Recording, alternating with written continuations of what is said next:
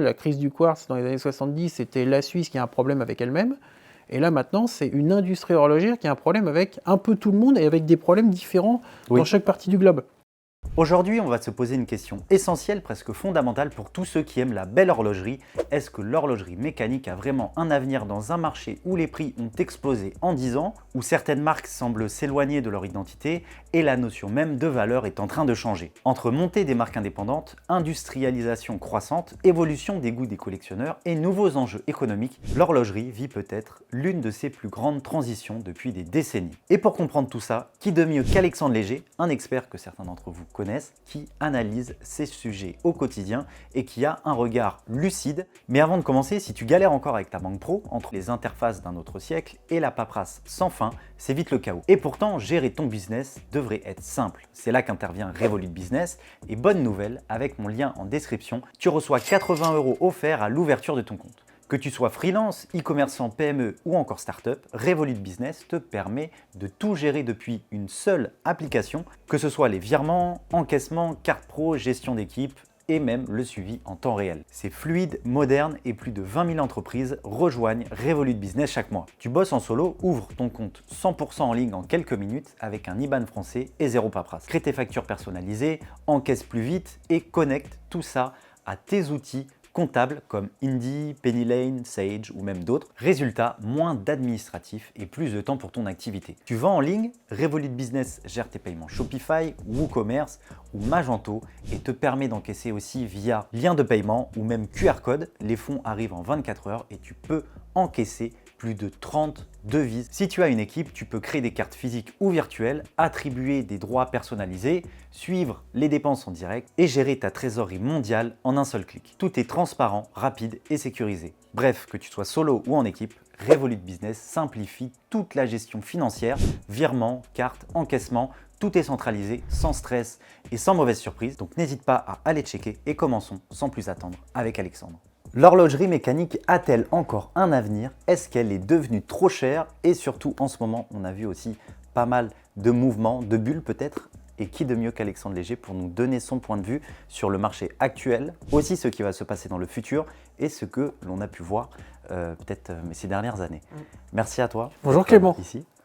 Mais c'est vrai, mais ça faisait quelques temps qu'on avait Mais oui, je ne suis plus invité, je ne viens plus dans ce genre de soirée. C'est vrai. Et donc aujourd'hui, on va parler de ce sujet que beaucoup demandent. Est-ce que selon toi, parce que tu vois ma précédente vidéo, mais les chiffres de Rolex France, Audemars Piguet France, Patek France sont sortis et l'année 2024 était un record littéralement. La seule petite nuance qu'on peut voir, enfin que Rolex, c'est que la production a diminué, même si le chiffre d'affaires a explosé. Est-ce que tu vois une bulle se profiler? Enfin, même si peut-être que l'on y est déjà. Alors, on différencie un volume de production, c'est-à-dire on produit X montres, et un volume de chiffre d'affaires, on fait X prix en chiffre d'affaires.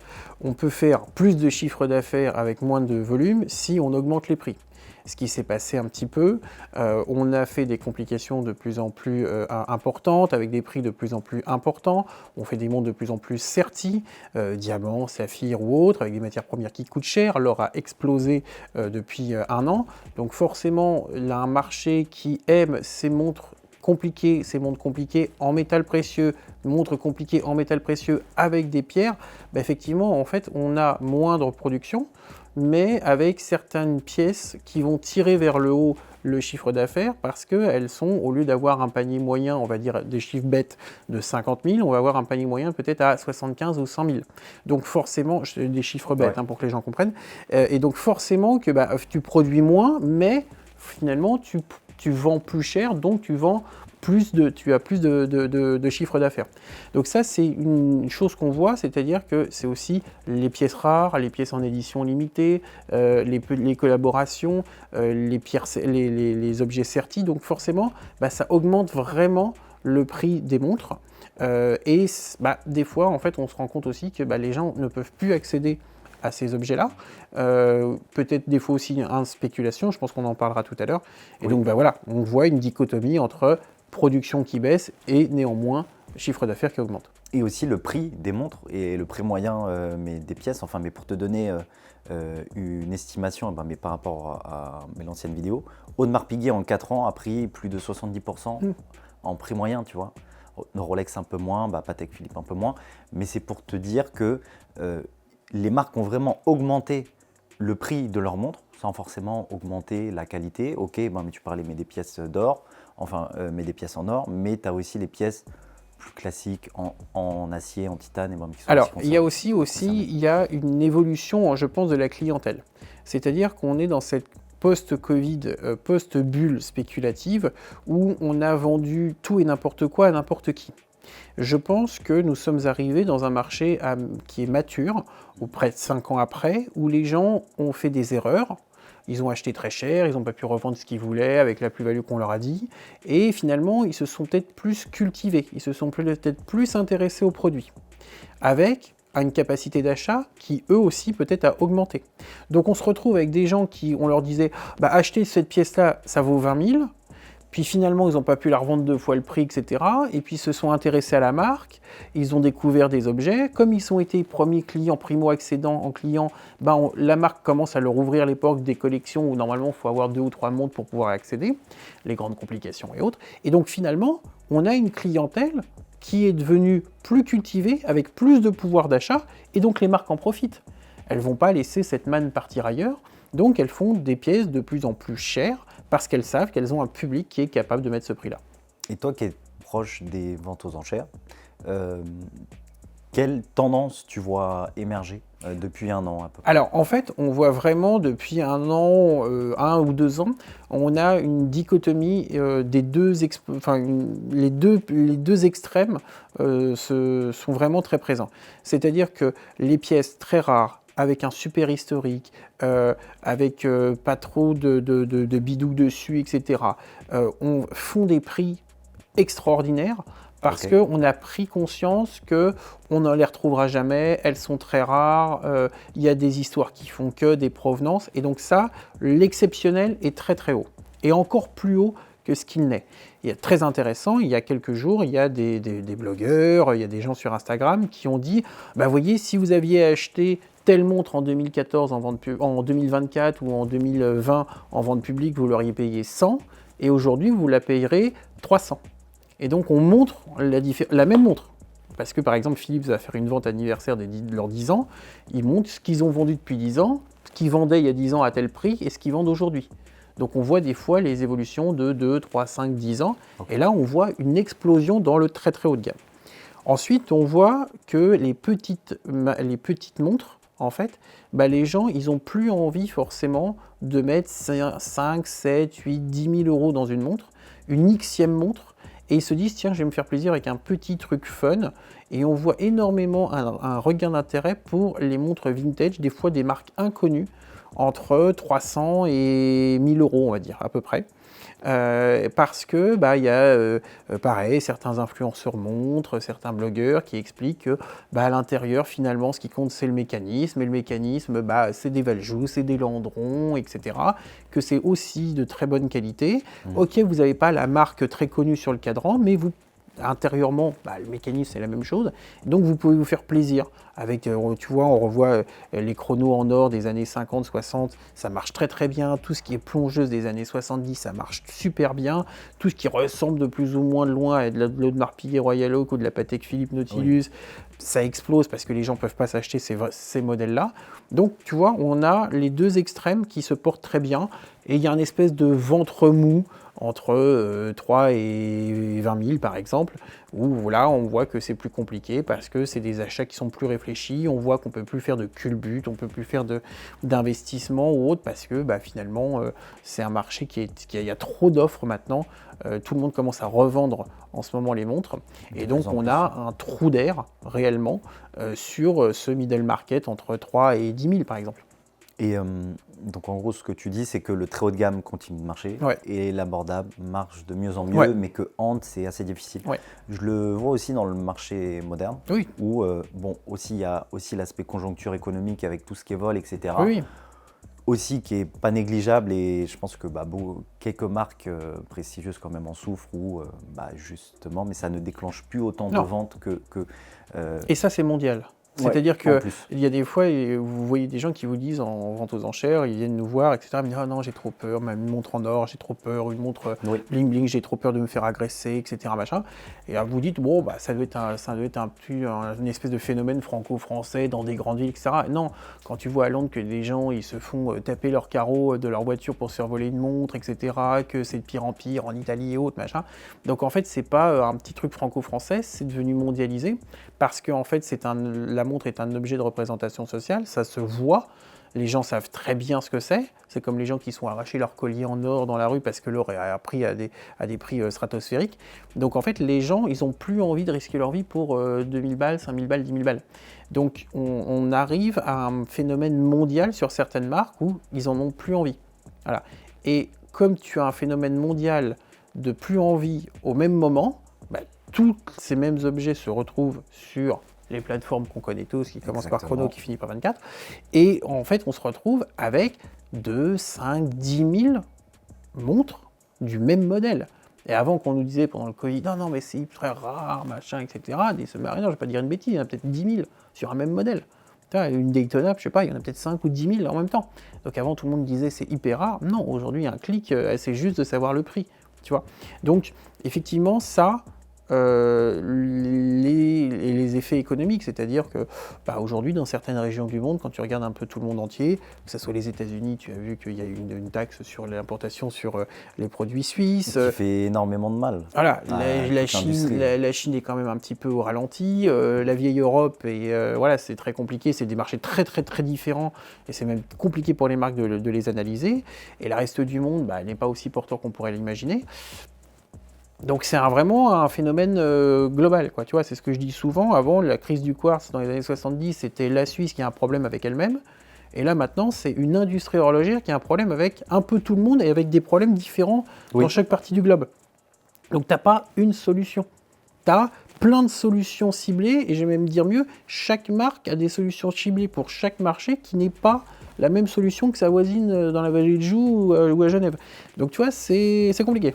Et même, pour parler un peu de cet aspect spéculation, tu as de moins en moins de monde sur les listes d'attente. Oui. Pour avoir pu parler avec mes quelques détaillants, c'est vrai, mais qui disent qu'ils reçoivent la même quantité, mais plus ou moins, mais il y a de moins en moins de monde derrière pour les acheter. Donc, par exemple, les listes d'attente, mais sur des Datejust par exemple, c'est écrémé assez rapidement. La même chose pour quelques modèles, mais de Submariner bien précis. Et puis, quelles que soient les marques, tu vois, mais que ce soit les Big Four, comme on appelle ça. Donc c'est vrai que je trouve qu'il y a moins en moins de spéculation sur le marché.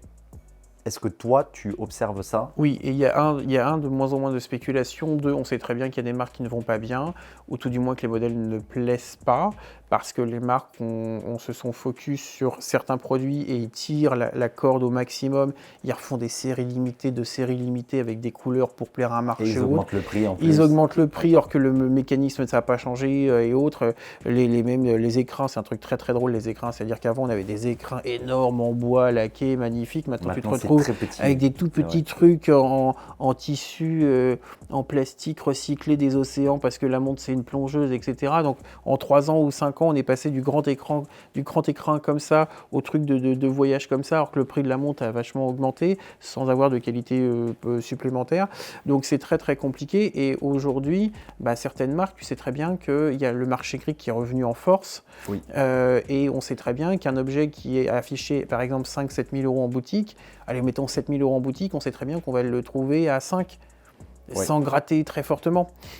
Et même si les marques essayent d'enrayer ce phénomène-là avec des distributeurs en enlevant les licences, enfin les distributions, en essayant de le garder en interne, vous pouvez essayer de le garder en interne, mais s'il n'y a personne qui vient dans votre boutique, vous avez des frais fixes, vous avez du personnel, ça coûte une fortune d'avoir une boutique en propre. Et que votre détaillant, évidemment, la montre, elle sort, elle doit être prix public conseillé, comme on écrit toujours, prix public conseillé à 7 000, que tu la vends jamais. Faut peut-être la vendre 5 que jamais. Ouais. Et donc on revient dans un cycle, ce qu'il y avait dans les années 2000 jusqu'au début des années 2010, Oui, il y a des marques, on sait toutes, on va pas les dire ici, mais on sait très très bien que il y a des gens qui les passent en marché gris. Et Oui. forcément, quelque chose que vous voyez affiché 7000 en boutique, on sait tous que vous l'achetez à 5000, quand vous êtes en revente, vous êtes à 4 ou 3, 4000 ou 3500. Donc on est quasiment à 50% de moins que ce que tu affiches en boutique. Donc forcément que là, tu peux même plus parler de spéculation. Il y a certaines marques, on sait que dès que vous franchissez la porte, vous perdez de l'argent, Oui, même sur le long la grande terme. majorité. Non, pas tout, mais en tout cas, vous perdez énormément. Vous pouvez Oui, perdre oui, 20 à oui. 30%, c'est logique, c'est n'importe Mais quoi. 50-70%, mais ça reste assez Voilà, rare. ça commence à faire, mais il y a des marques, c'est ça. Ouais. Et vous avez beau, et la vente aux enchères publiques, je le dis à chaque fois dans tes vidéos, et c'est pas pour faire mon marché, mais en fait, c'est le lieu de confrontation entre l'offre et la demande. C'est-à-dire que si on propose quelque chose et qu'il n'y a personne, c'est-à-dire que ce prix-là, personne n'en veut. Cet objet à ce prix-là, personne n'en veut. Il n'y a pas longtemps, des Submariner à 6 000 €, ce qu'on appelle dans notre petit ravalé, c'est-à-dire qu'on ne les vend pas, des Rolex Submariner, lunettes céramique noire, boîte papier full set, à 6 000 €, il n'y a personne. Donc même avec les frais, on avoisine les 8 000, Ok, il n'y a personne. c'est fou. Donc, Mais une Submariner à 8 000, ça m'étonne personne n'en pas. veut. Et j'ai fait le cas, et que ça soit même dans le vintage. Il n'y a pas longtemps, une 55-13, en état correct, il fallait peut-être une révision, quoi que ce soit, pas de boîte, pas de papier, à 5 000, il n'y a personne. C'est fou. Donc, quand tout le monde te dit « Non, mais c'est de l'investissement, etc. » Oui, quand c'est, comme je t'ai dit tout à l'heure, super état, révisé, super patine, avec la boîte et les papiers, le haut du panier, Oui. ça tiendra toujours. Mais dès qu'il y a des petits écrous, dès qu'il y a des petits trucs en moins, dès qu'il n'y a pas full set, etc., Ça baisse le ça prix. descend vraiment vertigeusement. Oui, et même sur le marché du neuf, tu as quelques références qui resteront recherchées Oui. et qui continueront à se vendre plus cher que leur prix boutique. Ça s'est beaucoup réduit, Oui. mais tu en as très peu. Toi qui as un certain recul sur la spéculation, est-ce que ça, selon toi, dénaturé la passion horlogère? Oui, alors je pense que, ça a dénaturé, et tu sais, c'est comme dans l'automobile. C'est-à-dire que dans les années 80, 90, fin 80, début 90, en fait, on a spéculé parce que Enzo Ferrari est mort, parce qu'on se rendait compte que c'était la fin, il y avait des normes aux États-Unis, c'était la fin d'un certain type de voiture, etc. Et en fait, beaucoup de gens ont spéculé sur comment gagner de l'argent. Tu sais, c'était un peu comme le loup de Wall Street. C'est-à-dire Oui. que quoi qu'on vende, il faut qu'on le vende pour qu'on fasse de l'argent. Là, c'était l'automobile. Dans le Covid, c'était l'horlogerie. Il y aura peut-être un autre domaine qui aura ce type de spéculation. Regarde, je suis dans un domaine où je vois quand même des cartes Pokémon. Alors, tu as quelques années de moins que moi, mais tu vois, les cartes C'est Pokémon, incroyable. tu croyais que ça valait rien du tout. Il y a des gens qui se retrouvent avec des collections. Et c'est des collections. Ils avaient ça de leurs enfants ou même d'eux-mêmes. Oui, Hein. Ils ont 10 000, 20 000 €, 30 000 €, 50 000 € de collection de Pokémon. Mais parce que c'est la génération des 90 comme moi qui veulent ça. Est-ce que dans 5 ans ou dans 10 ans, quand ça sera un peu peut-être passé de mode, est-ce que ça fera toujours ces prix-là? Je ne sais pas, je ne suis pas Madame Irma, je n'ai pas de boule de cristal. Mais l'horlogerie, ça a été ça. C'est-à-dire qu'on a privilégié la spéculation, donc le second marché, à ça. Alors c'est un second marché très proche du premier, puisque les marques essayaient de fournir des objets neufs qui étaient tout de suite en spéculation. Le vintage, c'est encore autre chose. Et en fait, tu te retrouves avec ce que les marques, dès qu'elles lancent un produit, il n'est même pas en boutique que tu as la photo du communiqué de presse sur Chrono 24 avec un prix multiplié par 2, 3, 4. Voilà. Est-ce qu'aujourd'hui, tu entends parler de la Cubitus? Beaucoup moins qu'avant. Voilà. Donc en fait, tout le monde s'est excité sur la Cubitus. T'en vois très peu qui les portent. Ouais, mais ça se vend. Voilà, mais ça se vend. Mais je pense que je pense que la Cubitus, pour moi, c'est l'acmé. C'est-à-dire que c'est le maximum de cette bulle. C'est-à-dire que tout le monde se disait super, un nouveau modèle Patek en acier, notamment en acier, sportif, etc. Ça va être exceptionnel, machin. Et t'en entends pas parler tous les jours, tu vois. Et ça fait un peu plouf, quoi. Et Patek, en fait, ils ont sorti un modèle, ils sont très bien. Ils essaient de se renouveler, etc. Mais ils ont été condamnés à savoir qu'à l'instant où ils allaient présenter le truc, une nouvelle montre, ça a été dans la spéculation. Si Rolex nous ressort un modèle iconique ou un truc très spécial, regarde les Daytona Le Mans, Oui. donc avec une typographie rouge. Très recherché maintenant. C'est hyper recherché. Et après, il y a aussi ce côté où quand tu as une personnalité qui porte, regarde les Daytona à cadran turquoise portés par certains tennisman ou quoi que ce soit, ou même Federer qui a la spéciale avec les lunettes saphir ou les index saphir, etc. Bon, bah évidemment que ça c'est encore de la haute spéculation parce que c'est produit dans très très très peu d'exemplaires. Mais oui, là, ça va spéculer. Mais c'est pour des spéculateurs à très très très haut niveau, tu vois. Le spéculateur du bon, pas français moyen, pardon, mais du bon père de famille qui voulait placer 10 000 € en espérant d'avoir 15, c'est fini. À mon humble avis, sur 90% des objets, c'est fini. Sauf peut-être la seule chose, c'est peut-être les marques de niche, les jeunes marques qui se lancent, et qui par du marketing, par certaines ventes aux enchères parce qu'elles font de la promotion, les ventes aux enchères, etc. Par 2-3 personnes qui ont une énorme collection, voilà, qui ont une énorme collection et qui les portent et qui vont se dire waouh, c'est le prochain truc. Là, tu peux faire peut-être des grosses valos, tu peux faire peut-être un x2, x3 en quelques années parce que tu aurais été le premier ou dans les premiers à avoir les premiers modèles, etc. Mais à part ça, je pense que ça commence à devenir compliqué. Et est-ce que tu penses qu'on a atteint un point de non-retour d'un point de vue prix ? On l'a déjà dit dans une vidéo, comment tu veux justifier que tu vas baisser tes prix ? C'est assez Moi, difficile. je veux bien qu'on m'explique. Hein. Normalement, à chaque fois, on te présente un nouveau modèle, c'est comme les voitures, on te présente un nouveau modèle en te disant « elle est mieux que la précédente ». Parce que s'il était moins bien que la précédente, ça ne sert à rien de l'acheter. Donc, c'est mieux que la précédente. Peut-être une fonction, une réserve de marche, des matériaux, un design. Et comment tu arrives à dire j'ai passé 2, 3, 5 ans à faire de la recherche et développement, j'ai fait de l'usinage, j'ai fait de la com, etc. Et j'arrive, messieurs, dames, ça fait un peu camelot dans un marché, et en plus, j'arrive à vous la vendre moins cher. Pourquoi le précédent modèle, il serait à 10 000 et que le nouveau modèle, encore mieux, il serait à 8 ? Mais certaines marques ont commencé à baisser leur prix. Oui, mais c'est pas. En fait, a été tellement haut que si tu voudrais revenir dans un prix acceptable, je pense que tu peux pas faire ça. Je pense que tu dois le faire très, très, très progressivement. Tu vois. Ou sortir une nouvelle version, peut-être avec des complications en moins. Oui, moins ou alors chères, tu dis, tiens, non, je la propose que sur bracelet cuir et que je le fais pas sur acier, donc j'enlève 1500. Ouais. Tu vois, des choses comme ça, tu vois. C'est ça. Ou alors tu le vends vraiment à part. Je sais pas, il y a des trucs comme ça. Mais en tout cas, je pense que ça va être difficile de justifier de baisser des prix. Voilà. Et encore moins maintenant sur les modèles en or. Ou alors, ce qu'on va pas nous voir, c'est que les prix vont peut-être pas bouger. Or que certaines matières premières vont exploser. C'est-à-dire que peut-être les prix, je sais que ça a augmenté, hein, mais peut-être que les prix des montres en or, par exemple, vont pas suivre la courbe de l'or. Tu vois, on est passé en un an de 60 000 à 110 000, donc on n'est pas très loin de x2. Oui. Néanmoins, les montres en or, elles n'ont pas fait x2. Non. Tu vois, en 2-3 ans, la même courbe. Donc ça veut dire quoi ? Ça veut dire que les marques, elles rognent sur leur marge. D'accord ? Donc, on ne le voit pas financièrement parlant nous parce qu'on paye le même prix, mais entre guillemets, on en a pour notre argent parce que le prix du métal a vraiment augmenté. Et est-ce que tu penses que la course au record et à la rareté n'a pas pris le dessus sur la créativité ?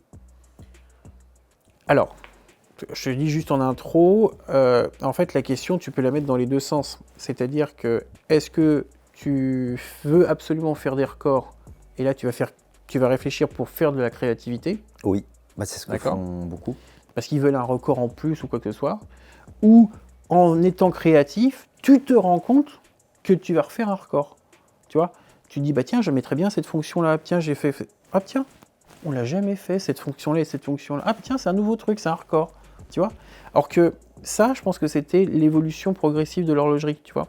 Tu faisais une fonction, tu en remettais une, tiens, je le faisais un peu plus fin, tiens, je le faisais dans un nouveau matériau, etc. Et tu découvrais que c'était un record.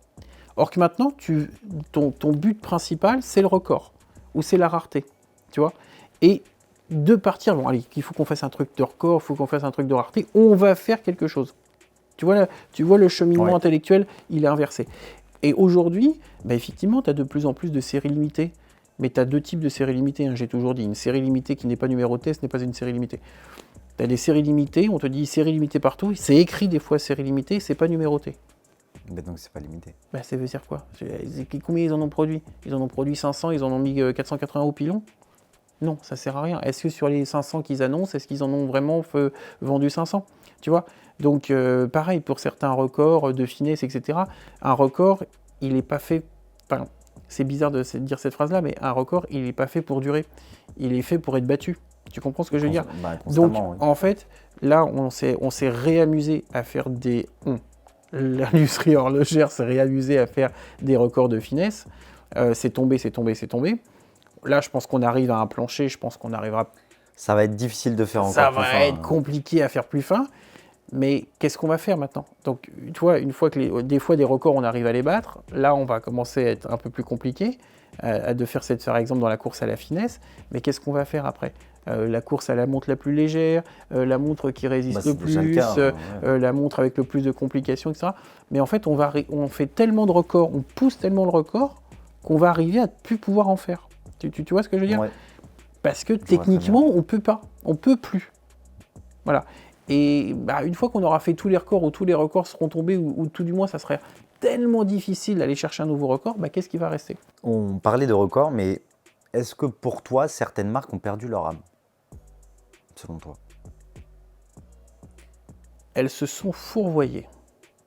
Est-ce que tu peux développer? C'est-à-dire que je pense qu'elles n'ont pas forcément perdu leur âme, mais elles se sont trop concentrées, non pas sur leur objet, mais sur leur clientèle. C'est-à-dire que les horlogers, ils se faisaient plaisir, ils fabriquaient une montre, pas pour eux, mais ils faisaient des montres avec une technicité, avec un design, mais ils ne pensaient pas forcément à est-ce que ça va plaire. Aujourd'hui, on fait des montres pour être sûr que ça plaise, parce qu'on met tellement d'argent en recherche et développement, en communication, en distribution, qu'on a très peur de l'accident industriel, et donc on fait quelque chose qui est censé plaire à un public.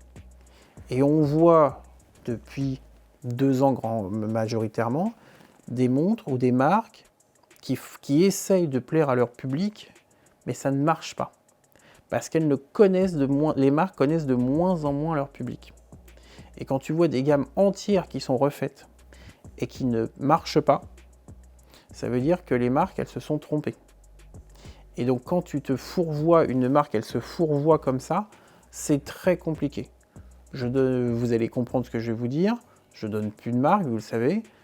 Quand par exemple on écrase son Insta, qu'on écrase son histoire, qu'on essaye de reprendre à zéro pour essayer que ça fonctionne, etc., qu'on multiplie les collabs, qu'on multiplie les versions, etc., et que toujours ça ne décolle pas, c'est qu'il y a un problème. Et là, on va arriver dans des problèmes structurels. La chance que beaucoup de marques ont, c'est qu'elles appartiennent à des grands groupes. Richemont, LVMH, Kering, etc., etc. Swatch. Et donc, Swatch. Et en fait, s'il y en a une qui va un peu moins bien, elle est soutenue par toutes les sœurs, toutes les marques sœurs. Les marques indépendantes, il ne faut vraiment pas qu'elles se gourent. Parce que si elles se gourent, c'est la douche froide. Voilà. Donc, il y en a qui osent, c'est bien d'oser. Ils essayent des choses, etc. Mais on voit que ça ne plaît pas. On voit qu'il n'y a pas d'engouement. À 80%, les reproches qu'on fait, c'est trop cher et ça ne correspond pas au public. Donc ça veut vraiment dire que les marques ne connaissent pas leur public et qu'on disait tout à l'heure qu'effectivement, ça devient trop cher. Et on en parlait tout à l'heure aussi, que de plus en plus, quand tu as une industrie horlogère qui est dépendante de l'exportation et que dans certains pays, comme aux États-Unis, elles prennent 39%, c'est énorme. Ouais. C'est très compliqué. Et donc quand tu disais est-ce que les prix sont trop chers, tu vois déjà les prix des objets sortis de Suisse, c'est cher, plus les taxes, c'est encore plus cher. Aux US, qui est l'un des marchés numéro 1. Des marchés de ces maisons-là. Et tu peux pas dire, comme certaines marques de voitures ou certaines maroquineries, dire tiens, je vais m'installer une petite usine aux États-Unis pour fabriquer. Tu vois? Non, c'est pas possible. Donc tu es obligé de fabriquer en Suisse pour les exporter. Donc tu es obligé de te prendre 39% de taxes. Donc c'est vraiment très compliqué. Et je crois qu'en plus, les 39%, c'est au client final. Donc forcément, ça va le brusquer dans son achat, quoi. Oui, et après, est-ce qu'on va avoir un tourisme Est-ce qu'on va avoir un tourisme, comment dire, d'achat où les Américains vont venir en Faire France, en Asia, Europe, etc., avec les bras nus et vont revenir avec les montres, plein de les, montres, les, etc. comment Peut-être. dire, les boîtes dans des trucs FedEx qui se renvoient là-bas. C'était une époque où on faisait ça aussi. Donc ouais, peut-être, on verra. Il y aura peut-être un tourisme horloger qui va revigorer la J'en doute. Suisse. J'en doute en vrai. Mais donc là, on a parlé d'un peu du marché, mais par rapport à ce que tu vois là, comment tu vois l'avenir de l'horlogerie? Parce qu'on sait, ok, on a beaucoup parlé de la spéculation, du marché, mais ce qu'on ne dit pas aussi, c'est qu'il y a beaucoup de manufactures, que ce soit des grosses marques, même des sous-traitants, qui sont au chômage technique. Enfin, une partie Alors des ça équipes c'est un sont peu aussi. réduit ça. Ça s'est réduit, il y en a quand même un peu, parce que bah, ça ne tourne plus autant qu'avant. Mais comment tu vois cet avenir-là En fait, il de faut qu'ils l'horlogerie? arrivent à capter ou une nouvelle clientèle ou alors reséduire leurs anciens clients. Capter une nouvelle clientèle, c'est-à-dire pas forcément des jeunes, mais des gens qui n'avaient jamais eu de la montre mécanique, un peu statutaire, etc. Machin, ou les gens qui acceptent de mettre une montre mécanique, quand tu commences à avoir une chose sympa, tu peux avoir des choses entre 300, 500, 1000 euros, ce que toi tu peux vendre, etc., voire même un peu plus, 1500, 2000. Comment quelqu'un un jeune homme ou une jeune femme entre 20 et 40 ans se dit tiens, j'ai jamais eu une montre avant, ou alors j'ai eu une montre en plastique, un truc qu'on m'a offert, pourquoi j'ai envie de m'acheter une montre mécanique à remontage automatique, manuel, etc. Pourquoi j'ai envie de faire cet acte-là? Ouais. Donc ça, est-ce que c'est culturel, est-ce que c'est économique, est-ce que c'est social, etc. Donc ça, il faut chercher de nouveaux clients. Et après, il faut faire peut-être revenir des anciens clients. C'est-à-dire, ouais, je vous avais dit que votre montre, elle allait tenir dans l'avenir, la cote, etc. Puis tu te rends compte que c'est pas vrai. Donc comment regagner la confiance de tes anciens clients? Est-ce que tu veux vraiment te faire plaisir et que tu vas te cultiver? Donc comment on arrive à transmettre cette passion de l'horlogerie? Voilà. Moi j'ai des idées, moi quand je vois certaines choses, ça me catastrophe parce que je trouve que le niveau de culture horlogère est très bas. Voilà, les gens découvrent des fois des marques qui sont mortes il y a 50 ans, ils découvrent une marque parce qu'ils ont vu une vieille pub dans un magazine, dans je sais pas quoi. Oh, c'est extraordinaire! Ouais, il y a vraiment de la culture qui se perd. Mais ça, c'est normal. Plein de gens ont été éduqués à l'horlogerie via des blogs, via YouTube, etc. Et chacun a voulu puiser ce qu'il avait envie de puiser sur les mondes d'aventuriers, les mondes de James Bond, les mondes de bagnole, etc. Machin. Mais il n'y a pas un socle commun de culture horlogère, tu vois. Et il y a aussi une chose, c'est que les gens veulent toujours commencer par l'exceptionnel. Et ils Ouais. sont un peu frustrés. C'est-à-dire que tout le monde, quand tu commences à regarder les montres, oh c'est super, machin, phase de lune, chrono. Ah, mon rêve, ça serait de commencer par un chrono QP en platine. Ouais, enfin, tu viens d'une Swatch, on va redescendre, hein, ou alors tu es milliardaire. Il y a 2-3 exemples. Hein. Quand tu vois Mark Zuckerberg, qui avant n'avait pas de montre waouh, commence à avoir en 2-3 ans, s'est fait une super collection de montres Ah, avec ça des c'est jaunes, clair. etc. Machin, mais des trucs vraiment très très très bien. Et en fait, tu Très vois, c'est le pointu. type, exactement le même type, alors avec ses moyens qu'il a évidemment, hein, mais tu passes de rien à des trucs ultra pointus. Je pense que lui, la spéculation, il s'en fout, il n'est pas à 1 milliard près, mais tu vois, on l'a éduqué. Tu vois, il y a certains, par exemple, je crois que j'ai vu récemment Simon Porte-Jacquemus qui porte des montres des années 60 ou 70 en or, etc., des trucs hyper pointus. Tu as des gens, il y a 2-3 ans, ça les intéressait pas, ou tu ne voyais pas qu'ils portaient ça, et du jour au lendemain, alors après moi, parce que je vois ce que portent les gens, etc., tu dis tiens, il y a quelqu'un qui a dû, ou il s'est cultivé lui-même, ou tiens, on a dû en parler, et ils prennent des trucs de plus en plus de niche. Et je pense que tu vas avoir des gens qui vont vouloir ou du vintage, parce qu'ils aiment bien le côté vintage, je ne veux pas consommer des choses qui ont nouvelles, parce qu'il y a des trucs écologiques derrière, etc. Ou tiens, je veux quelque chose de moderne, parce que je veux que ça fonctionne tout de suite avec un design puissant, moderne, etc. Il va falloir capter ces gens-là.